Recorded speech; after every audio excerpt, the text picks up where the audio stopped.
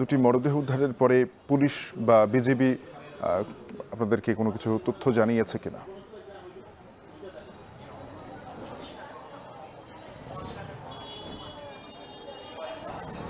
শাফিন, গত বৃহস্পতিবার থেকে এই দুইজন মূলত নিখোঁজ ছিলেন। মাসুদপুর সীমান্ত দিয়ে তারা ভারতে প্রবেশ করার চেষ্টা করছিলেন। সে সময় থেকে মূলত এই দুইজন ব্যক্তি নিখোঁজ ছিলেন। তারা নিখোঁজ হওয়ার পর থেকেই পরিবারের লোকজন আসলে তাদেরকে বিভিন্নভাবে খোঁজাখুঁজি করেছেন।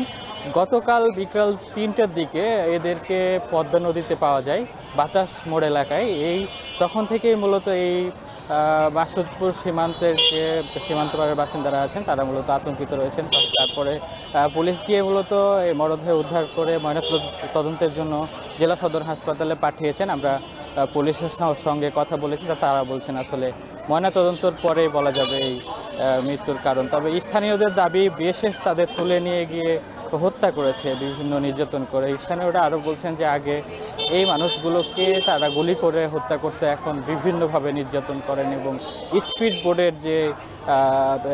বোর্ডের যে ধাক্কা এটি দিয়ে হত্যা করতে পারেন বলে স্থানীয়রা জানিয়েছেন। স্থানীয়রা বলছেন বিএসএফ মূলত কৌশল পরিবর্তন করে এভাবে বাংলাদেশিদের হত্যা করছেন। আপনাকে জানিয়ে রাখি শাফিন, গত 4 দিনে 3 জনের মরদেহ উদ্ধার করেছে এখানকার পুলিশ। গত বৃহস্পতিবারেও কিন্তু গোদাগাড়ি পয়েন্টে আরও একজনের এরকম ক্ষতবিক্ষত মরদেহ উদ্ধার করা হয়।